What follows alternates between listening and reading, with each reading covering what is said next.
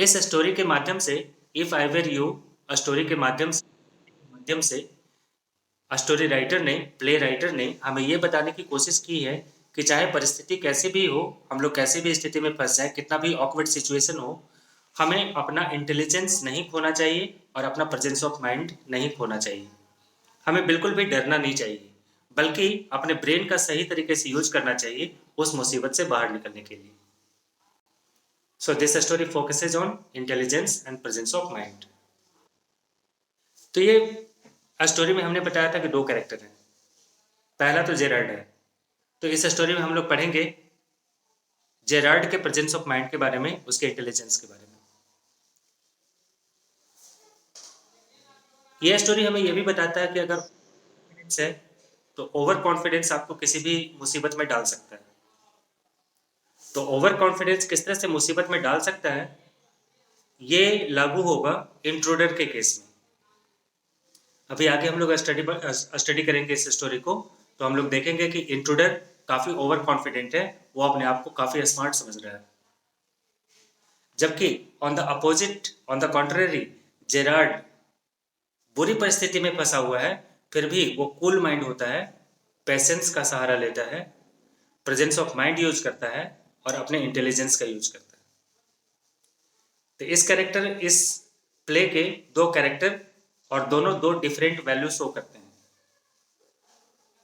Gerrard the protagonist, the main character of the play, he is intelligent person, he has common sense, he has wisdom. Second person intruder, he too has, he is smart, no doubt. He is a criminal, he is smart, but he is overconfident and that is his fault. तो इन दोनों ही के बारे में हम लोग इस story में पढ़ेंगे। The play begins with scene. Scene means जब कर्टन हटेगा तो आपको क्या दिखाई पड़ने वाला है। कोई भी प्ले होता है उसे स्टेज किया जाता है, स्टेज पे दिखाया जाता है, और स्टेज में अलग अलग सीन्स को, अलग अलग सिचुएशन को दिखाने के लिए सीन्स और डेकोरेशन का सहारा लिया जाता है। तो स्टेज पे जब कर्टेन हटाया जाता है तो क्या दिखाई पड़ता है, एक छोटा सा ए स्मॉल कॉटेज इंटीरियर, एक किसी छोटे से कॉटेज का इंटीरियर पोर्शन यानी अंदर के कमरों को दिखाया जाता है।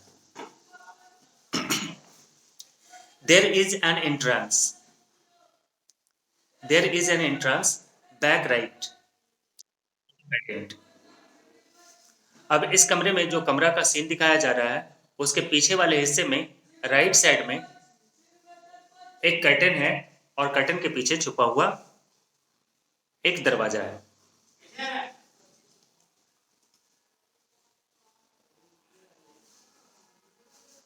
सिचुएशन सही तरीके से देखेंगे। There is another door to the left. एक डोर तो अभी भी हमने देखा राइट साइड में था, और दूसरा डोर किधर है, लेफ्ट साइड में। मस्ट बी प्रैक्टिकल डोर, यानी उस दरवाजे का ज्यादातर यूज होता है। The furniture is simple. उस कॉटेज में जहां का सीन दिखाया जा रहा है, फर्नीचर काफी सिंपल है। Consisting of A small table towards the left. और उन सारे फर्नीचर में शामिल है एक छोटा सा टेबल जो कि स्टेज पे लेफ्ट की तरफ रखा हुआ है। ए चेयर और टू, एक दो कुर्सियां रखी हुई हैं, एंड अ दीवान, और एक दीवान रखा हुआ है। Rather up stage on the right. और ये स्टेज में थोड़ा पीछे हट राइट साइड में।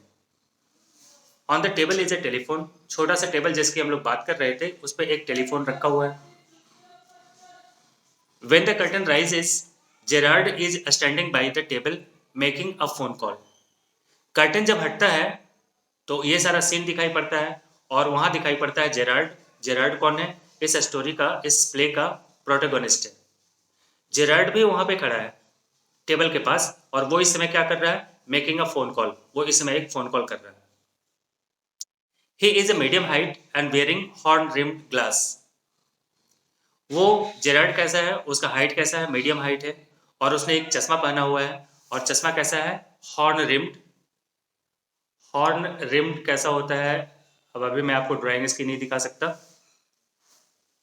जिसका कॉर्नर थोड़ा बाहर की ओर ज्यादा निकला हुआ हो, तो उस तरह के उसने ग्लासेस लगाए हुए हैं, चश्मा लगाया हुआ है। He is dressed in a lounge suit and a great coat. उसने ओवरकोट पहना हुआ है और लॉन्ग सूट में यानी फॉर्मल ड्रेसेस उसने पहने हुए हैं। His voice is cultured. और अभी वो क्या कर रहा है, फोन पे बात कर रहा है। तो बात करने की उसकी आवाज से पता चलता है वो काफी कल्चर्ड है, यानी कि वेल मैनर्ड है। उसके बातचीत के सलीके से ऐसा लगता है जैसे वो एक कल्चर्ड पर्सन है। जेरार्ड कहता है, well tell him to phone up directly. Phone पे जो बातें कर रहा है तो जेरार्ड की आवाज तो सुनाई पड़ रही है। वो फोन पे दूसरी तरफ वाले किसी इंसान से कह रहा है, well tell him to phone up directly. ठीक है, उससे कहो वो सीधा मुझसे फोन पे बात करे। आई मस्ट नो, मुझे सारी जानकारी चाहिए। यस, हाँ मैं बिल्कुल सही कह रहा हूँ, मुझे सारी जानकारी चाहिए। I expect I will still be here. हाँ थोड़ी देर बाद भी मैं यहीं पे रहूँगा। But you must not count on that. मेरे यहीं रहने की उम्मीद है, लेकिन मैं पूरी तरीके से कंफर्म नहीं बता सकता कि मैं यहाँ पे मिलूंगा ही। इन अबाउट 10 मिनट्स, उससे बोलो 10 मिनट के अंदर बात करें। राइट हो, गुड बाय। और उसके बाद उससे कहता है, कंफर्म करता है, राइट मैंने जितना कहा सब कुछ याद है, ओके गुड बाय। ये कन्वर्सेशन खत्म होता है। ये सारा कन्वर्सेशन फोन पे हो रहा है। फोन पे अपनी बात को कंप्लीट करने के बाद जेरार्ड फोन पे क्रेडल पे रिसीवर रखता है, यानी फोन वापस रख देता है। And goes to the divan on the left. Left side में जो दीवान रखा है वहां पे पहुंचता है। Where there is a travelling bag. और उस दीवान पे एक ट्रेवलिंग बैग रखा हुआ है। And starts packing. और वो उस बैग की पैकिंग करने लगता है। वाइल्स्ट ही इज दस एंगेज्ड। जब वो पैकिंग के काम में इस तरह से एंगेज हो जाता है, another man similar in build to Gerrard enters from the right silently. Gerrard अपने काम में बिजी है, वो बैग की पैकिंग कर रहा है, और तभी राइट वाले साइड से कोई अजनबी इंसान जो कि देखने में बिल्कुल जेरार्ड की तरह लगता है, वो अंदर आता है, रिवॉल्वर इन हैंड। और वो जो अजनबी इंसान है उसके हाथों में रिवॉल्वर है। He is fleshly dressed. उसने बड़े चमक दमक वाले कपड़े पहने हुए हैं। इन एन ओवरकोट, उसने ओवरकोट पहना हुआ है। एंड अ सॉफ्ट हैट, और उसने हैट भी लगाया हुआ है। He bumps accidentally against the table. वो आ तो रहा है बहुत दबे पांव, बिल्कुल इस तरह से कि उसके प्रेजेंस के बारे में पता नहीं चल पाए जेरार्ड को, लेकिन एक्सीडेंटली वो टकरा जाता है रास्ते में रखे हुए एक टेबल से। And at the sound Gerrard turns quickly. और टेबल से उसके टकराने की आवाज आती है तो जेरार्ड जल्दी से उसकी तरफ घूम जाता है। जेरार्ड अब एक अजनबी इंसान है। अभी जेरार्ड की क्वालिटी आपको यहीं से नजर आनी शुरू हो जाएगी। एक अजनबी इंसान है, बिना बताए घर के अंदर घुस आया है, पता नहीं कैसे घुसा। उसके हाथों में गन है, यानी इरादे अच्छे तो नहीं होंगे। लेकिन जेरार्ड बिल्कुल भी उसे देखकर नहीं घबराता है। वो प्लेजेंटली, बड़ी खुशी के साथ कहता है, why this is a surprise mister. वो कहता, अरे ये कैसा सरप्राइज दे रहे हो तुम मिस्टर। मिस्टर ऐसा कहने का मतलब है कि वो इस तरह का दिखावा करना चाहता है जैसे वो सामने वाले इंसान को पहचानता है और उसका नाम भूल गया। इंट्रूडर कहता है, I am glad you are pleased to see me. उसकी इस बात से इंट्रूडर थोड़ा हैरान तो होता है, लेकिन वो भी जवाब देता है, चलो मुझे ये जान के खुशी हुई कि तुम मुझसे मिलकर खुश हो। हाथ में रिवॉल्वर है, बाकी लोग तो डर जाते हैं, लेकिन चलो मुझे खुशी हुई कि तुम मुझे देखकर डरे नहीं, बल्कि तुम भी खुश हो। I don't think you will be pleased for long. लेकिन ये तुम्हारी खुशी ज़्यादा देर तक रहने वाली नहीं है। Put those pause up. अपने दोनों पंजों को ऊपर उठा लो।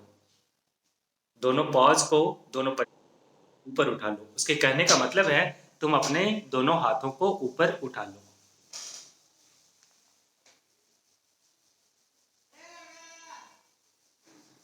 जेरार्ड वैसे ही कूल माइंड रिप्लाई करता है, दिस इज ऑल वेरी मेलो ड्रामेटिक। ये तुम जो कुछ भी कर रहे हो ना, बड़ा बनावटी है। यानी तुम्हें ऐसा लगता है जैसे एक्टिंग कर रहे हो, नॉट वेरी ओरिजिनल। यानी जो तुम दिखाना चाह रहे हो वैसा दिख, ओरिजिनल नहीं है, तुम्हारी एक्टिंग है। परहैप्स, बट लगता तो ऐसा ही है कि तुम एक्टिंग कर रहे हो। इंट्रूडर उसकी बातों को सुन के कहता है, ट्राइंग टू बी काम, अच्छा अच्छा चालाकी कर रहे हो। इस मुसीबत के समय में तुम अपने आप को शांत रखने की कोशिश कर रहे हो। जेराल्ड कहता है, नहीं नहीं, nonchalant is your word. Nonchalant, nonchalant का कोई मीनिंग बता सकता है मुझे? जल्दी बताओ, एक बार हो चुका है क्लास 9 वाले। क्लास 9 है। नॉन चैलेंट मीन्स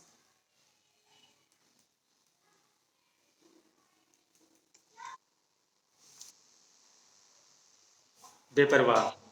तो हाँ हाँ, मैं तुम्हें बेपरवाह समझ रहा हूँ। मैं नहीं नहीं, मैं बेपरवाह हूँ। ट्राइंग टू बी काम। इंट्रूडर ने पूछा, अच्छा तुम अपने आप को शांत रखने की कोशिश कर रहे हो? ठीक है। तो इसने जवाब दिया, नहीं नहीं, शांत रखने की कोशिश नहीं कर रहा हूँ, मैं नॉन चैलेंट हूँ, मैं तुम्हारी कोई परवाह नहीं करता। यानी तुम करते रहो एक्टिंग, मुझे तुम्हारी कोई परवाह नहीं है। इंट्रूडर कहता है, थैंक्स अलॉट, चलो जान के मुझे, चलो तुम्हारा बहुत बहुत शुक्रिया कि तुमने मुझे बता दिया। You will soon stop being smart. तो तुम नॉन चैलेंट नहीं बन रहे हो, लापरवाह दिखाने की कोशिश नहीं कर रहे हो, तुम्हें मेरी परवाह तो है, लेकिन बस तुम थोड़ा स्मार्ट बन रहे हो। You will soon stop being smart. और जल्दी ही तुम्हारी स्मार्टनेस खत्म हो जाएगी और तुम ये जो स्मार्ट दिखने की कोशिश कर रहे हो वो करना बंद कर दोगे। आई मेक यू क्रॉल, मैं तुम्हें घुटनों के बल रेंगने पे मजबूर कर दूंगा। I make you crawl.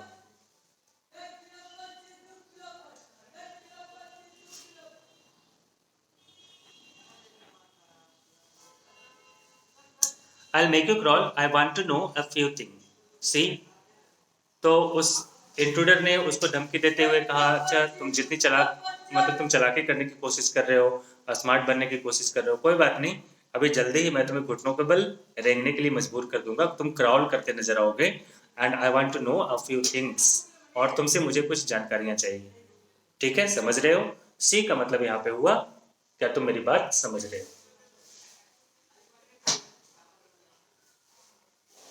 अभी तक मैंने जितनी भी स्टोरी बताई उसमें किन्हीं को कोई प्रॉब्लम, कोई डाउट है? No, let us proceed.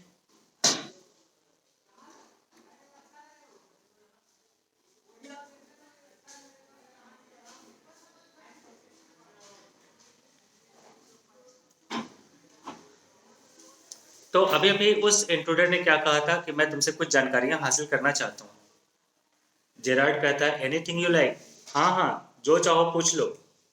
Anything you like, जो चाहो पूछ लो। I know all the answer, क्योंकि तुम कुछ भी सवाल पूछोगे मुझे सारे जवाब पता है। ये तो ऐसे बात कर रहा है जैसे एग्जामिनेशन दे रहा हो, I know all the answers. But before we begin I should like to change my position. Gerrard कहता, ठीक है, तुम जो भी पूछोगे मैं तुम्हें बताता जाऊंगा, उसमें कोई परेशानी नहीं है, सारी बातों के जवाब है मेरे पास, लेकिन थोड़ा पोजीशन चेंज कर लो। ठीक है, I should like to change my position. मैं अभी जिस तरह से खड़ा हूं उसमें मैं कंफर्टेबल फील नहीं कर रहा हूं। You may be comfortable but I am not. तुम उस तरह से बंदूक उठाए एक्टिंग करते हुए अपने आप को कंफर्टेबल महसूस कर रहे होगे, लेकिन मैं जिस तरह से खड़ा हूं वो मेरा कंफर्टेबल पोजीशन नहीं है। तो मुझे अपना पोजीशन चेंज करने दो, फिर आराम से पूछो, सारी बातों के जवाब दूंगा मैं। इंट्रूडर जेरार्ड को कहता है, सिट डाउन देयर, ठीक है, वहां बैठ जाओ, सामने बैठ जाओ। एंड नो फनी बिजनेस, किसी तरह की चालाकी करने की कोशिश मत करना। मोशंस टू अ चेयर, और उसके बाद खुद भी एक चेयर की डायरेक्शन में आगे बढ़ता है। एंड सिट्स हिमसेल्फ, और वो भी बैठ जाता है। And sits himself on the divan by the bag, और उसके बाद दीवान के बगल में बैग के पास बैठ जाता है। Now then will have a nice little talk about yourself, और बैठते हुए इंट्रूडर कहता है कि चलो अब हम लोग शुरू करते हैं तुम्हारे बारे में अच्छी अच्छी बातें, प्यारी प्यारी बातें, छोटी छोटी बातें। जेरार्ड कहता है, at last A sympathetic audience. अच्छा, तुम मेरे बारे में जानना चाहते हो, मेरे बारे में नाइस लिटिल टॉक करना चाहते हो। At last A sympathetic audience, कोई तो मिला सुनने वाला। जेरार्ड दिखाना चाह रहा है कि अरे मैं तो बताने के लिए तैयार हूँ, मुझे तो सुनने वाला नहीं मिलता, आज मुझे बहुत अच्छा ऑडियंस मिल गया, मेरे मेरे बारे में जानने वाला, मेरी बात को समझने वाला, मेरी बातों को सुनने वाला मिल गया। I tell you the story of my life, मैं तुम्हें अपनी लाइफ की सारी स्टोरी सुनाऊंगा। ऐसा लग रहा है he is more than willing to tell everything about his life. तो कहता है बड़ी मुश्किल से आज संजोग से मुझे एक सिंपैथेटिक ऑडियंस मिला है और मैं तुम्हें अपनी सारी कहानी सुनाऊंगा। मैं तुम्हें यह भी सुनाऊंगा how as a child I was stolen by the gypsies.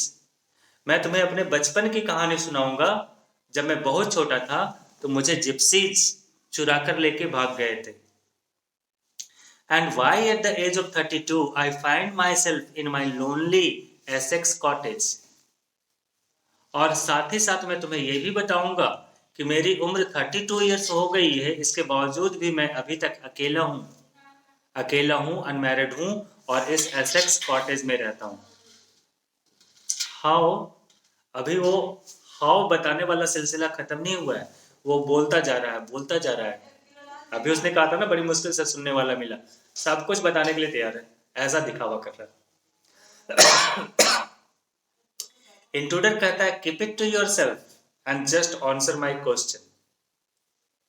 Intruder कहता है ये सारी बातें अपनी लाइफ स्टोरी, कैसे तुमको जिप्सीज उठा के ले गए थे और क्यों तुम अकेले हो, ये सारी स्टोरी तुम अपने पास रखो, वो मेरे काम की नहीं है। And just answer my questions, और तुम तो बस मेरी बातों के, मेरे सवालों के जवाब देते जाओ।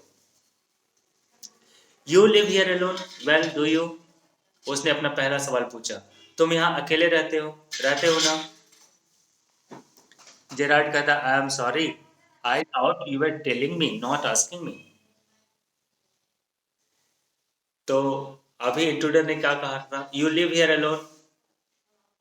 तो यू लिव हियर अलोन, ये तो असर्टिव सेंटेंस जैसा लगता है, ये इंट्रोगेटिव सेंटेंस तो नहीं है। अगर कोई भी क्वेश्चन पूछेगा तो कैसा सेंटेंस यूज करेगा, इंट्रोगेटिव यूज करेगा। तो उसे क्या पूछना चाहिए था, do you live here alone. और वो क्या कह रहा था, वो कह रहा था you live here alone, well do you. और तब जाके उसने दूसरा क्वेश्चन पूछा, रहते हो ना।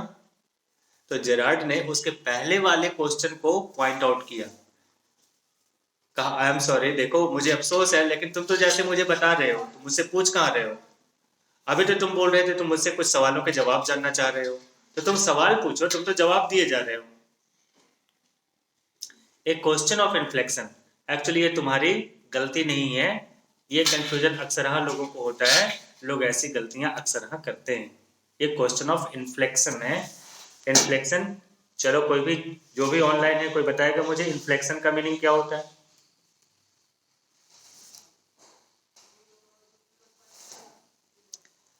इन्फ्लेक्शन का मतलब होता है बोलने का तरीका का डाइवर्ट हो जाना, यानी बोलना कुछ और चाह रहे हैं और बोल कुछ और रहे हैं। ठीक है। It is a change in form of word, शब्द को बोलने के समय आगे पीछे कर देना, बोलना कुछ और चाह रहे हैं और बोल कुछ और देते हैं। This is called inflection, talking mistake. Anyway, thank you very much for your participation. Your voice is unfamiliar, लेकिन तुम्हारी आवाज तो मुझे जानी पहचानी सी नहीं लग रही है, तुम्हारी आवाज भी मुझे बनावटी जैसी लग रही है। इंट्रूडर ने कहा अपनी बात को, अब उसको गुस्सा आ रहा है। सिनेमा में जैसे विलेन लोग बोलते हैं ना, वैसे एक एक बात को धीरे धीरे करके खूंखार तरीके से बोल रहा है। और वो कहता है do you live here alone, क्या तुम यहां अकेले रहते हो। अब देखो जेरार्ड कितनी चालाकी से काम कर रहा है। He was trying to take over the mind and action of the intruder, और वो इसमें सक्सेसफुल हुआ। अब जेरार्ड जो कह रहा है, इंट्रूडर उसकी बात को ओबे कर रहा है, मान रहा है। जेरार्ड ने कहा तो वो अपने क्वेश्चन को करेक्ट करो, दूसरे शब्दों में, यानी उसका इंटेंशन यही था कि तुम मेरी बात मानो, तुम अपने क्वेश्चन को करेक्ट करो, और करेक्शन उस इंट्रूडर ने कर लिया। अनकॉन्शियस वो कर रहा है जैसा जेरार्ड चाहता है। तो पहले तो उसने इंट्रूडर को मजबूर किया सही तरीके से क्वेश्चन पूछने के लिए, और अब वो उसको इरिटेट कर रहा है। मैंने बताया था कि कूल माइंड होना, प्रेजेंस ऑफ माइंड का यूज करना, इंटेलिजेंस का यूज करना, इट इज रियली वाइज। अगर डर गया होता जेरार्ड तो इंट्रूडर आसानी से जीत जाता और शायद जेरार्ड को किल कर देता। इतना सारा समय क्यों लग रहा है, इनकी कन्वर्सेशन हम लोग क्यों पढ़ रहे हैं? क्योंकि जेरार्ड इंट्रूडर को अपनी बातों में उलझाने में कामयाब हो रहा है। और इंट्रूडर ने जब जेरार्ड के कहे अनुसार अपने क्वेश्चन को मॉडिफाई किया, उसको इरिटेट करने के लिए, गुस्सा दिलाने के लिए, जेरार्ड चाहता है कि इंट्रूडर को गुस्सा आए, गुस्सा आएगा तो कुछ मिस्टेक करेगा, मिस्टेक करेगा तो उसे कंट्रोल किया जा सकेगा। क्योंकि अभी तो उसके हाथ में गन है, और अगर अभी उसके हाथ में गन है तो मजबूरी है, जेरार्ड को वही सारा करना पड़ेगा जो इंट्रूडर चाहता है। तो जेरार्ड ने उसको गुस्सा दिलाने के लिए पूछा, and if I don't answer, Gerard कहता है, और मैं तुम्हारी बात का जवाब नहीं दूं तो क्या कर लोगे? इंट्रूडर कहता है, you have got enough sense not to want to get hurt. Intruder करता है, मुझे तो लगता है कि तुम्हारे पास कम से कम इतनी अकल तो होगी, तुम्हारे पास कम से कम इतनी अकल तो होगी कि तुम मेरे हाथों से पिटाई करवाना, मेरे हाथों से अपनी पिटाई करवाना, अपने आप को चोट पहुंचवाना बिल्कुल नहीं चाहोगे। जेरार्ड कहता है, I think good sense is shown, I think good sense is shown more in the ability to avoid pain than in the mere desire to do so। Gerard कहता है कि ज्यादा बुद्धिमानी का काम ये होगा कि दर्द से बचना ही चाहिए, चोट चपेट से बचना ही चाहिए, इन the mere desire to do so, और चोट से बचने के लिए कुछ करना पड़ेगा, सिर्फ मेरे सोचने से तो ऐसा हो नहीं जाएगा। What do you think mister, तुम्हारा क्या ख्याल है मिस्टर? फिर से उसने वही वाला गेम खेला। वो सोच रहा है कि मैं मिस्टर ऐसा करूंगा, और इंट्रूडर अनजाने में अपना नाम बता देगा। लेकिन इंट्रूडर भी कम चालाक नहीं है। वो कहता है, नेवर माइंड माई नेम, मेरा नाम की परवाह करने की जरूरत नहीं है, मेरा नाम बार बार मत पूछना चाहो। आई लाइक योर बेटर, मेरे नाम का कोई फायदा नहीं है। आई लाइक योर्स बेटर, तुम्हारा नाम ज्यादा अच्छा है, मैं तो तुम्हारा नाम हासिल करना चाहता हूँ। Mister Gerard, what are your Christian names? और उसके बाद वो जेरार्ड से पूछता है, तुम अपना क्रिश्चियन नेम बताओ जो तुम्हें क्रिस्टेन किया गया था, यानी तुम्हारा जो नामकरण संस्कार हुआ था, तो जो तुम्हारा क्रिश्चियन नेम था वो बताओ। फुल नेम जेरार्ड बताता है, विंसेंट चार्ल्स। मेरा जो क्रिश्चियन नेम्स है वो क्या है? Vincent Charles. इंट्रूडर कहता है, do you run a car, क्या तुम्हारे पास कार भी है? जेरार्ड कहता है, नो, मेरे पास कार नहीं। अब इंट्रूडर उसको रिवॉल्वर दिखा के जानकारी हासिल करना चाह रहा है, तो उसका एक्सपेक्टेशन ये होगा कि जेरार्ड कोई भी झूठ ना बोले, जो भी बताए सच्ची सच्ची बताए।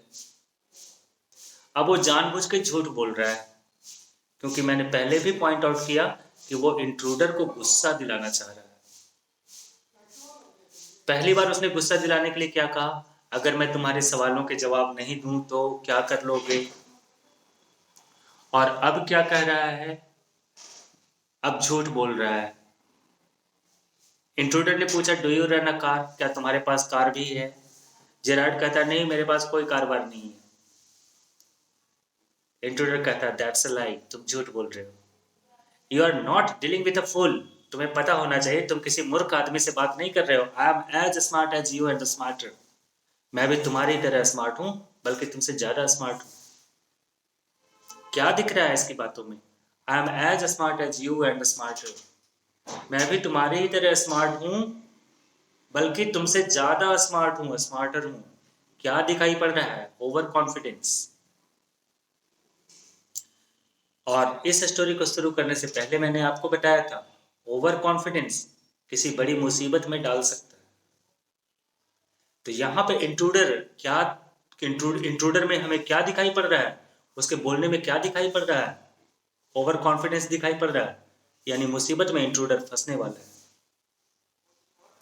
तो कहता है कि मैं तुमसे भी ज्यादा चालाक हूं, मैं तुमसे भी ज्यादा स्मार्ट हूं, and I know you run a car, और मुझे खूब अच्छे से पता है कि तुम्हारे पास कार है। बेटर बी केयरफुल वाइज गाय, और भले आदमी, अगर तुम्हारे पास अकल है तो तुम थोड़े केयरफुल हो जाओ, झूठ मत बोलना। तो आज के स्टोरी में तो आज इतना ही कर पाएंगे। तब तक के लिए हैव अ नाइस डे। कल के क्लास में फिर कंटिन्यू करेंगे।